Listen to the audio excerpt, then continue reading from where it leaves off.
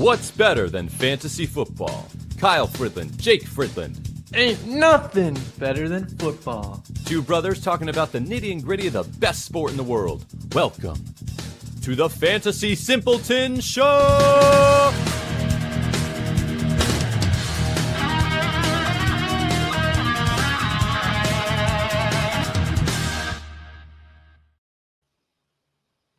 Trade deadline is here. It is upon us. And it's not just for the NFL. It's for your fantasy league as well. Your redraft, your dynasty, your best ball, whatever you do.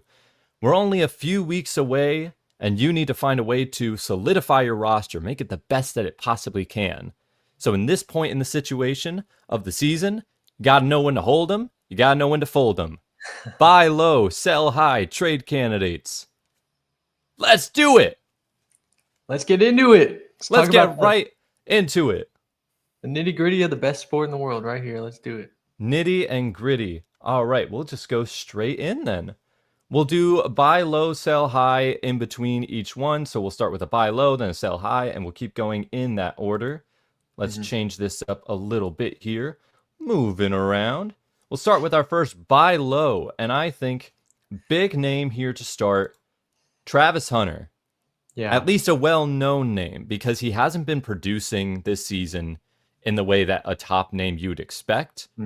But we know he has the talent. We know he has the ability. But does he now have the opportunity?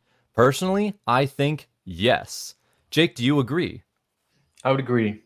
Yeah, most certainly. And especially because, there's been trade talks of Brian Thomas. There's a lot out in the open with this team. Okay. Yeah. In regards to Brian Thomas, and Brian Thomas is really the only guy holding Travis Hunter somewhat back on this offense. I think, and we saw this last game. Travis Hunter had elite target share. He had like 8 receptions on 11 targets or something, and he's over 100 yards, his first touchdown. Oh, yeah. He looked great. And I think that's the momentum he needed to kind of go to the next level on this team. And at least that's the hope. So, yeah, that's why I think he's a definite buy low, because the rest of the prior half of the season, he hadn't been doing that great. But yeah, we think that now's the time. Right. What are your thoughts, Kyle? Dude, well, the first half of the season was practically non-existent. And I don't think it was just on Brian Thomas. I think it's the team and the way I feel like the team had been struggling for a long time. They still don't really know how to use his talents, because everybody's kind of looking at what he's doing in Jacksonville, and everybody's coming to the same conclusion. He's being underutilized. He's not even being focused on like one part of the offense or defense over the other. He's just kind of been used very sparingly overall. And when you have given up so much on a guy like this, and when you have a guy at his level of talent that you know what he can do on the field, you gotta be the best player that you can be. Yeah. You have to give him those opportunities. And I think last week we finally started to see it. Even though it was in garbage time, 87% of all the snaps on the field. Way higher than any of his previous weeks. And do I think Brian Thomas is going to get traded? Probably not. Like it seems like they would have to give up, a team would have to give up a lot just to get him for that to even be a possibility. But the fact that they are even entertaining the idea, the fact they're even considering it, means that they're not 100% sold on Brian Thomas as the guy long term, which does open the door up for Travis Hunter to fill in that role, to be like, okay, we need to get a spark on offense again. We're starting to lose some games. Let's get Travis Hunter more involved and see what happens. Yeah, no, exactly. Yeah. And because he wasn't producing outside of this last game, he's on a lot of waiver wires. Oh, yeah. I mean, I think a lot of people still probably held him too, just in case, but in a situation like this, right? That was me. But, that was me. I think 75%. There's a quarter of him out Yeah. in a quarter of leagues right now. Yeah. So I mean, definitely look for him. But if he's not there, I was lucky enough to pick him up in one of our leagues that we're in. Um, but dude, if he's not there, see what you could get for him, right? Yeah. I think it's definitely possible for you to negotiate a trade just by talking about um, but it's tough to base off of this one game, if he's going to produce like this for the rest of Yeah. the season. So I think now would be the time if he has another good game, it's going to be tough. Yeah. It's going to be really tough.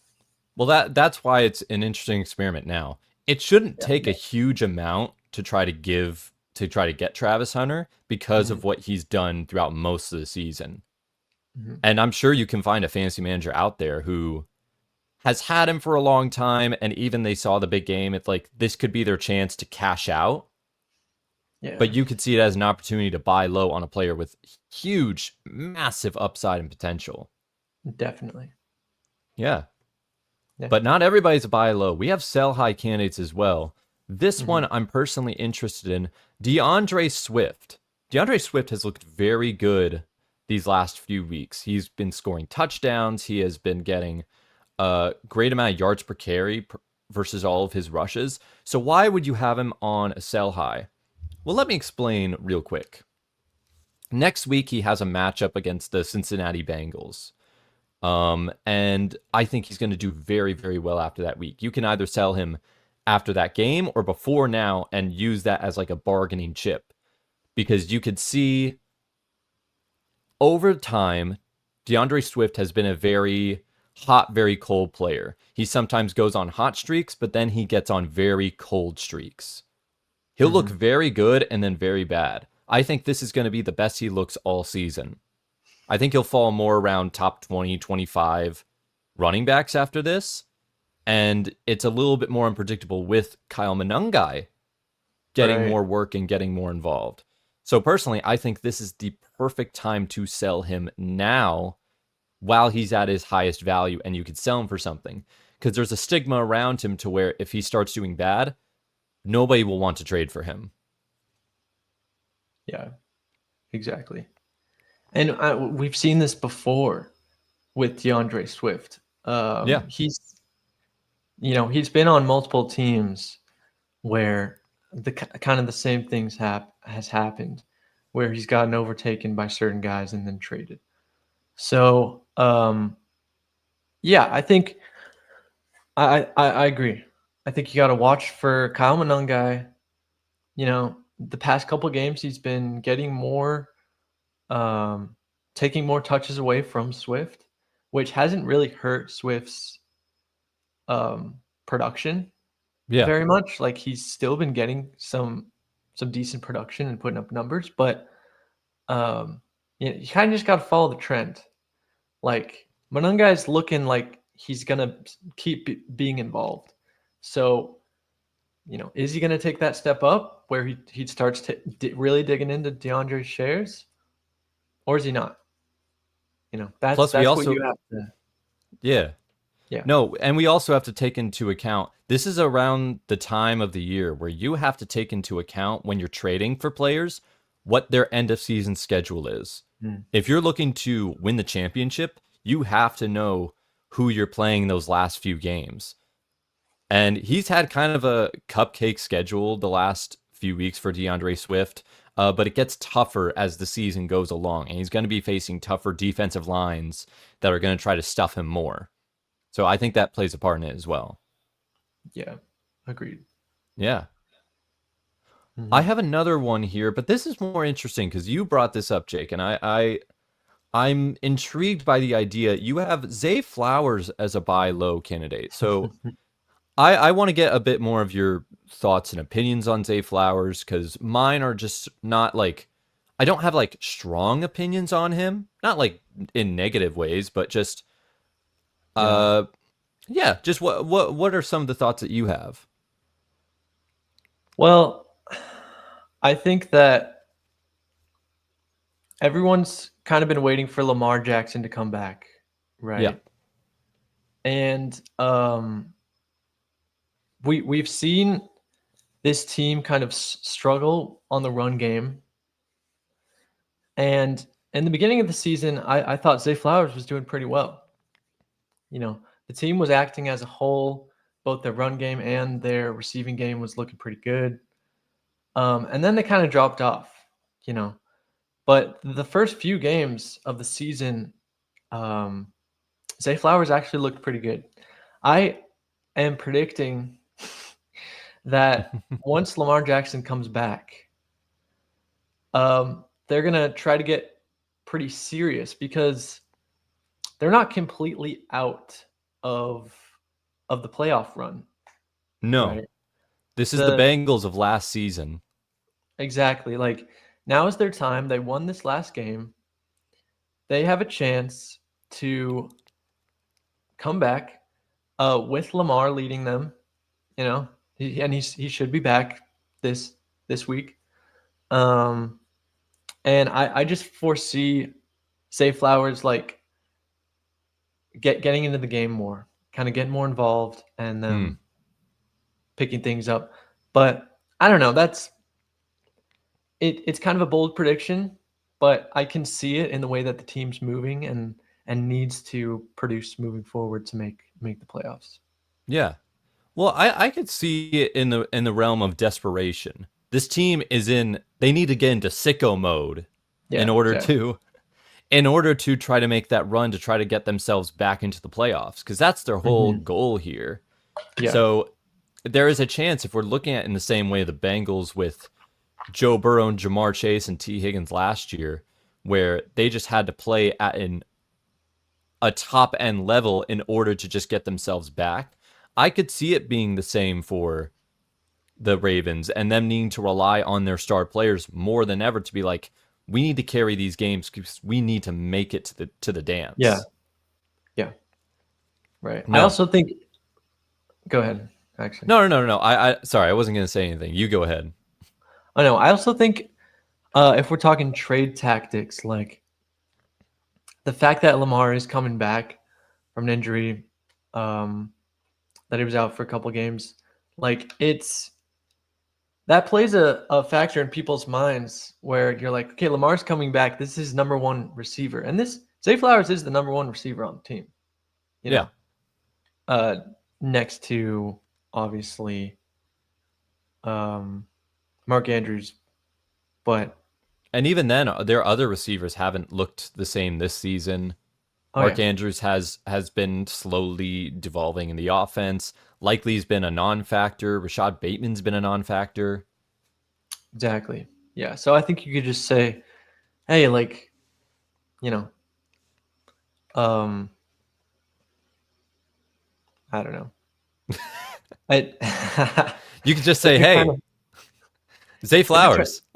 trying, I think he works for as a buy low and potentially sell high. I mean, I'm be honest that you could spin it both ways. I think, but Yeah, if he has a massive game, then you could try to see if you could do the same sort of switcheroo tactic. yeah, exactly. But I like his odds moving forward, and Yeah, he always seems to have pretty good um, target percentage. Like he gets thrown like on average 8-9 targets a game. And that's pretty good. So yeah. This um, week might be a little tougher. They're facing the Dolphins on Thursday night this week, so it might mhm. be a little tougher to get the trade done before then. But there's always a chance if Lamar comes back for this matchup against a Dolphins group, he could have a pretty good game. So Yeah, we'll just have to see. You might have to have to see play then exactly. make the move. Make the move. But as well for sell high candidates, this was another interesting one where this is Kimani Vidal, who Hmm. obviously is filling in for Amari and Hampton when they wanted to go for Harris and Hampton to run the backfield. They're both gone, so now it's mostly become the Kimani Vidal show. Uh, I want to get your take on this one as well because I think this one's actually a lot more interesting. and I have some Yeah. points of my own that I would like to say as well. Yeah, let's do it. Yeah, so we know that the timeline for Omarion Hampton is a bit um it's still kind of up in the air. Like they said initially 4 to 6 weeks, so I think it could be a few more weeks, It could be possibly more. longer. Yeah. So that right there is an indicator that I mean, obviously Kimani is their guy. He's been used as their guy since um Hampton got injured. There's really been no competition there. So I think that he's just kind of a risky play in my opinion. I feel like he's hit or miss. He's had 2 good games while he's out. I mean, while he's been in, filling in, and 1 game that was not that great against Indianapolis. I think coming off of this last week's game, where he in regular PPR leagues scored almost 20 points, uh, 23 attempts. You know, that's a lot of production. And I think if we're trying to maximize potential for your team for the rest of the season, if you could get rid of this guy for a decent amount now, right? Well, he looks good, coming off of a big game, then I don't know, your team could be good for the rest of the season, maybe playoffs. Um, that's what I would do, and because who knows? The timeline on Hampton is, you know, 3, 4 weeks, but it Yeah. could be sooner than that. So why not get rid of Vidal now while he's looking hot? Get some I th- assets. yeah, it's a little tricky trying to deal with like essentially third string running backs because that's kind of what Kimani Vidal is, Sure. especially when they do have some good games. But I actually disagree slightly. I don't think he's a Okay. trade right now at this very moment. And here's my reasoning for it. I don't think last week's game was just a simple fluke. I think when they got Joe Alt back into their offensive line, that changes the offense Mhm. because he is a great offensive lineman and they needed to fill that blind tackle spot and they didn't. It now solidifies the line a lot better.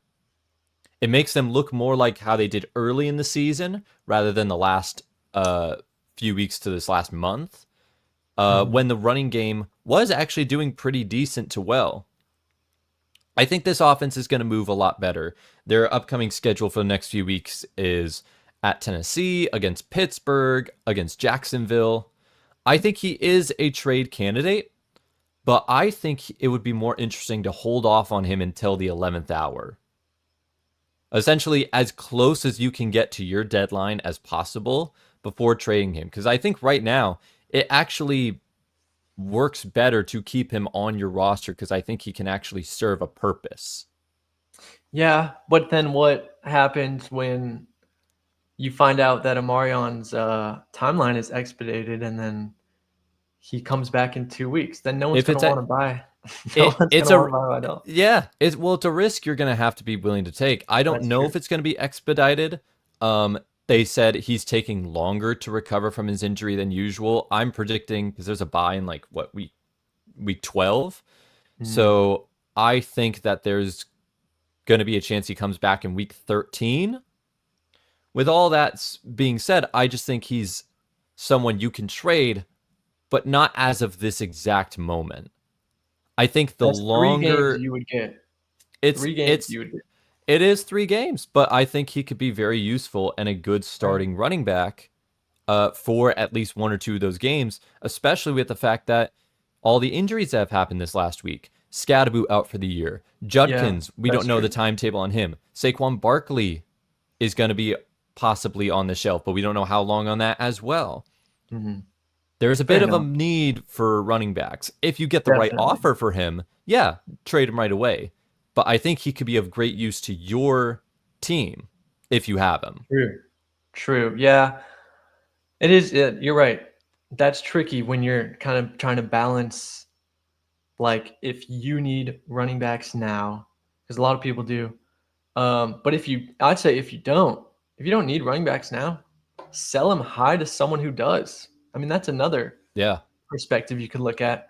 If you do need him now, then yeah, sure. I'm with you on this one, Kyle. Maybe keep him. Keep him for a But couple games. Um, yeah, there's different ways you could look at it for yeah. sure. Well, that's what makes it so interesting when you have these specific type of guys. Like Mm-hmm. there's so many options available to you when you have a guy that is looking very good, but you know he's not the guy, and the actual guy is going to come back at some point. Jordan Yeah. Mason last season was like a very interesting case study of he was playing so well. You got a lot of people got to a point like, should I try to trade him or should I just ride the high until McCaffrey comes back because he's playing that well? Mm-hmm. So it's Fair. just trying to figure out the balance here. Fair.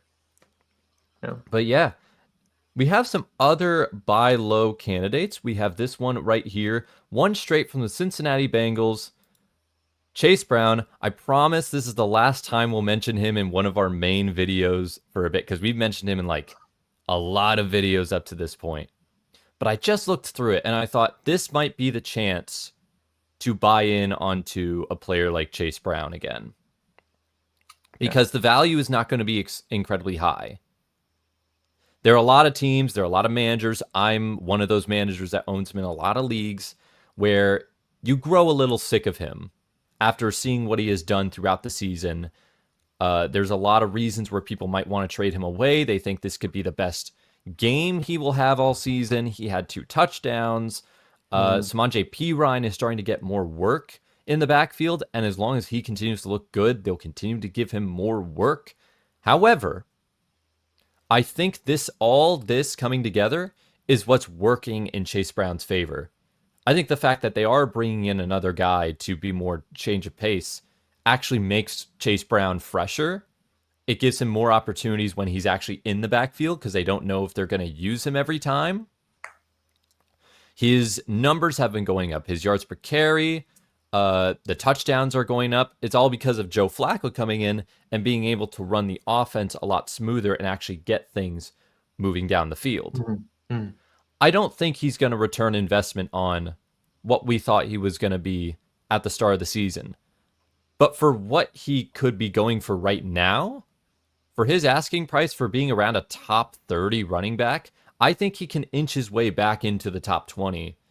And for a lot of, again, running back needy teams, missing Judkins, Scadaboo, possibly Saquon, he could be the right guy to buy low on to get on your roster to be a solid RB2. Yeah, definitely. I think pretty similar to Travis Hunter, Chase Brown was not having a great season most of the season, and then the last really couple games Joe Flacco's been in, the team's had a lot of momentum building, and he's, uh, got caught up in that, and he's looking pretty good. I think this might be a tough buy because I feel like people that have Chase Brown have just been kind of waiting for this moment, and the fact that he is doing well, they might want to keep him. So, but you never know, because all it takes is one game. I'd say, like, I'm just waiting for him to have one more bad game coming up. Like, could be this next game, could be the game after, and then I'm gonna be like, okay, that kind of solidifies the fact that he's just been on this hot streak. Yeah. Maybe if he has another bad game, I'm gonna reach out to a manager and be like, hey, what would you want for this guy? Because Yeah. look at the trends. So yeah, I like it. I feel like he did well enough this last week though that it might be a bit of a harder buy, but I'd say try to check out, see what you can get. Also, look at the You got- mindset of a Chase Brown fantasy owner. As someone that's owned him, I had to look for a lot of alternatives when he wasn't playing well. I had to go out and look a lot for guys on the waiver wire, look at possible trade options. So maybe the Chase Brown owner in your league has already figured out that he's not going to return in his investment, and they've already gotten other guys that they have stashed away or other starters that they've been putting in. So it could make it a little easier to make a trade because they might have more guys there already that they can rely on afterwards. Could be. It could. I know that's very That's very situational. you specific case It, potentially, but but I think that can apply to a lot of people. I think that yeah. can apply to players where if you invest a lot highly in a player and they start tanking, most Mhm. fantasy managers, they're going to look for someone to try to replace that role. And they're more active in trying to find that replacement. That's fair. That's fair Yeah. assessment. That's just Yeah. personally what I think. It's what I would do. I think other decent fantasy managers or owners do that as well. So No, yeah, try to no. assess them. Try to see what they're looking Mhm. for. No, I see what you're saying. Yeah. Yeah. Dude, but here's we got another sell high here. This is a receiver, and I'm kind of torn on this because I was thinking between a couple of receivers from the same team. I went with Jordan Addison, Mhm. and it's obvious who I'm talking about with the other receiver. It's Justin Jefferson, but I'll focus on Addison for right now. This is all strictly quarterback. This is all strictly on who is going to come back in. JJ McCarthy, when he played his first couple of games, he looked very, very raw. He is as rookie of a rookie can be. He was not throwing for a lot of yards. He was just inaccurate on almost most of his throws. He looked a bit out of his depths. He's coming back from an injury that they said he should be coming back from officially this next week, that he should be starting in week 9 here. But what Yeah, I worries saw that. me, what worries me is Justin Jefferson looked very not great when JJ McCarthy was playing. He wasn't getting targeted a huge amount, and some of the targets were Mhm. just off. And Jordan Addison has never played with JJ McCarthy. So I have no idea how he's going to use him in the offense because JJ wasn't very good at spreading the ball around to other guys. Yeah. And it worries me because Jordan Addison has been on a hot streak literally since the moment he came back from his suspension. He's been a top 15 wide receiver. He's been a high end wide receiver too, pretty much since the moment he came back. I think now might be the best time to try to sell out on him to try to fill a position of need. Fair. Yeah, it's tough with JJ. You know, we've only seen 2 games with Yeah. him. So, I know that this week's game is against Detroit, and they're in Detroit. Should be a bit of a tougher matchup because they have pretty good defense.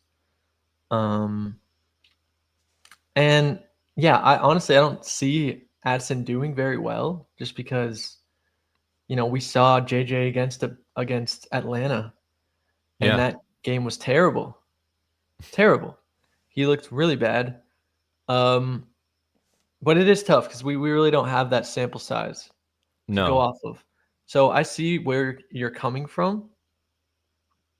Um, and I think it could go either way, but I feel like it definitely leans more.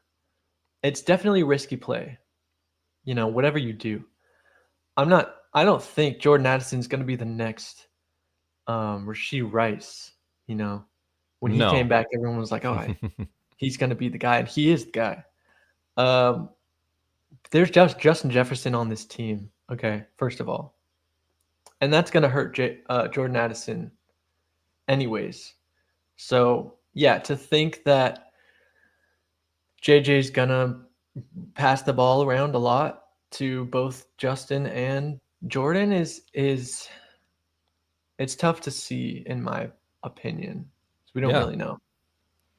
It's tough to imagine. And, Yeah. you know, But with how well Jordan has been doing this season, I think you're right in the fact that fantasy managers might look at him and think, okay, yeah, I'll take a chance on him. Yeah.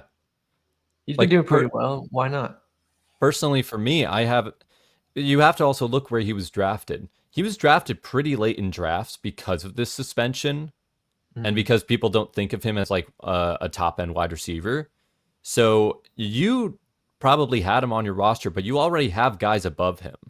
Like in almost all my leagues, he is like my wide receiver 3 or my wide receiver 4 in some cases, which makes him a perfect target mm, for a trade candidate because you can then use him for other positions to fill other needs. Maybe you were sure. affected by all the running back injuries this week, like I was, and I'm looking to use him as a trade candidate to possibly get a better running back out of it. I think Yeah, he has a lot of versatility. I agree. I agree. I think now would be a good time. Um, time to sell, especially because this game is probably not going to be great for them. He's probably going to Yeah. have a low scoring game, and then if you try to sell him, you know, after this game coming up, might not be a great look. Sell At him the while he's high, while he's doing pretty well. yeah. At the very 'Cause- least, he'll probably be very inconsistent. Like yeah, maybe he could still have great games under McCarthy, but I can see games where he has 1 reception, 2 receptions, like complete yeah, stinker games. for sure. And I try to get him now when he's just been doing great. And real quick, Jake, before we move on, would you consider trading Justin Jefferson? Like if you were able to trade him for say like someone like CeeDee Lamb or Drake London, would you do it? Or are you like sold on the talent of Justin too No, much? I would do it, bro. Yeah, I would See, do it too. 100%. I think it depends on the type of league. If you're in a redraft league, for sure. Yeah. It's more of a conversation when it comes to dynasty. But yeah, I mean you have to, bro. You CeeDee I Lamb, Justin has the talent, but it's the team. You have to have a great quarterback to, I think, be a top 5 fantasy wide receiver. And that's just yeah. that's just how it goes. He seems like if even if JJ comes back, he'll probably average around 12 to 15 fantasy points a game, but you didn't draft a top 5 wide Yeah, receiver to just get 12 to 15 points a game. exactly.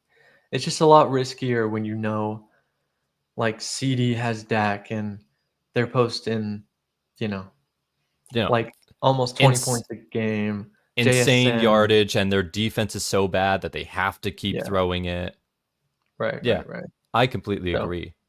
We have mhm. one more buy low candidate though, and I think we're both in perfect agreement on this one. RJ Harvey. Yes. Finally getting the rookie a bit more Yeah, involved. What's so interesting about him is that J.K. Dobbins is still heavily featured in this offense. right. I believe even in that Dallas game, he got over 100 yards rushing. Yeah. But RJ is consistently being used in the passing game. He's getting more involved and getting some bigger chunk plays. He's showing that He's been getting goal high line end work. talent. Yeah. No, he is. He is. No, And and it's after a 3 touchdown game. It's gonna be a lot more interesting to follow him because I think he will be used more as the season goes along. yeah, I do too. I think it's a really good 1-2 punch they have going. If they could keep this up, I don't think that RJ is going to take the place of, um, you know, Of Dobbins. of Yeah, not Dobbins. the probably not this season. No. Oh no, definitely not. Um, and I don't even know about moving forward. It looks like they have a nice rhythm going. Very similar to, David Montgomery and Jahmyr Gibbs.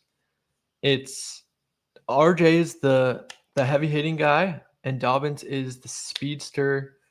Um, Obviously Dobbins is a little bit older, so I think they can utilize Harvey in certain areas, but a little bit more. But yeah, I love him moving forward. The fact that he was used on the goal line this last game and got 3 touchdowns, and Yeah, one of them was a passing touchdown. It shows his hands, the receiving game. It shows what he could produce. Uh, rushing on the goal line, and just it's great to see. And I think it's what everyone was predicting would happen. he's So he's becoming a big play threat in the red zone, and that's the biggest yeah, key of it all.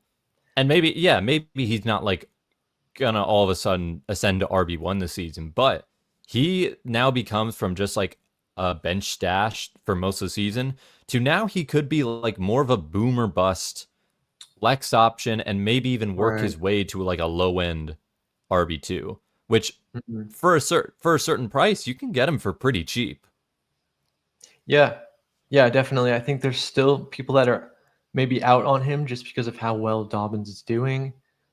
Um, it's tough to have a split backfield where both RBs are consistently producing. It's not very common, but I think that this team has a good chance of that happening if they keep using these guys, like they have the past couple games. Yeah. We have one last sell high candidate here. It is from the Buffalo Bills. It is wide receiver Khalil Shakir, and I could not agree more with this. I've been trying to trade this guy forever. He's one of the Yeah. guys that in Dynasty I've been trying to trade, and this might be the best time. He's had a couple good games where he's had like big touchdown plays, but Mhm. I think it's obvious why he's in this position of why we put him as a sell high because we Yeah. kind of know who he is as a player. Mhm. Like he's kind of solidified himself as a very solid baseline player, a guy with the ultimate definition of high floor, low ceiling. Sure. Like simple consistency. Yeah. Um, Really, yeah, he's their obvious slot guy. There really aren't any slot guys. They have Elijah Moore, but they're not using him at all. No. So it's pretty clear that he's going to consistently be somewhat of a threat, you know, and someone that I think fantasy managers could always, you know, throw into their flex if needed. And people are looking for those guys. There's a lot of injuries, like we were talking about, even the Yeah. wide receivers. So I definitely think people could get something for Shakir. Yeah, I think so as well. It depends on what you're able to get for him. sure. I don't think he's seen as like a See if big it's even name, worth it. so Yeah. he seems like a depth piece. But the thing about depth pieces is that you can trade them for other depth pieces. Right. So if you're again, and we've mentioned this before, a lot of running backs went down. Maybe you can use him as a way to persuade somebody to get another running back on your roster Yeah. to help you out in certain positions. Guys like this are essential for fantasy for that exact reason. Guys Mhm. like they're needed. Yeah. They help bolster up rosters and depth on your bench. Sure. Work the board. I can even see it an RJ Harvey, um, Khalil, maybe not swap straight up. I could Um, see it for the right price. If you're dealing with a wide receiver needy team, yeah. and they already got a few running backs, which they probably do because RJ Harvey it has been more of a stash player. I could see that for going for the right way. Yeah, exactly. Yeah. Exactly. No, yeah, he's No. definitely an interesting guy to check to, pass around, see what happens. Yeah. And if you can't trade him, hey, it's fine. You'll get 13 points next week. You'll Exactly. get a consistent 13 points. Yeah. There you go. And we will quickly end this off. That is it for our buy low, sell highs. But right before we go, let's do some waiver wire.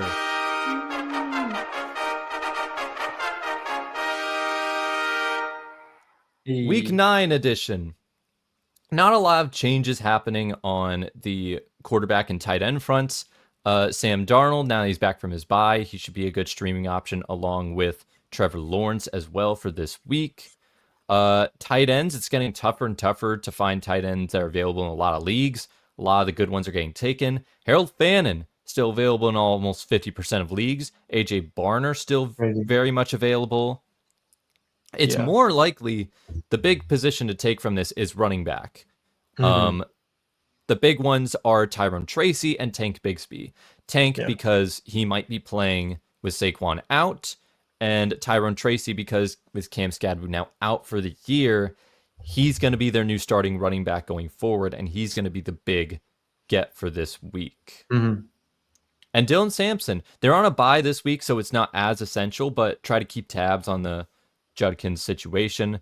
Sure. And then Jawan Jennings and Troy Franklin, simply because that's what it is. And Troy Franklin, man, there are just some players where they just skirt the line of should I have them on my Yeah. roster or should they be on the waiver wire? No, it's been funny because I feel like I know I have picked him up and dropped him like a couple of times this Yeah. season already, just because of how flip floppy he is on how boomer bust he is. I guess like it's just weird, but they're getting the passing game more involved, so I think he's definitely one to hold. I would hold him for sure. Fantasy's so funny because it's the only place where you can be right on a prediction, then wrong, then right, then wrong, then right again all in one Yeah, season. so true. Yeah. But that will do it for us. Thank you so much to everyone that watched us today.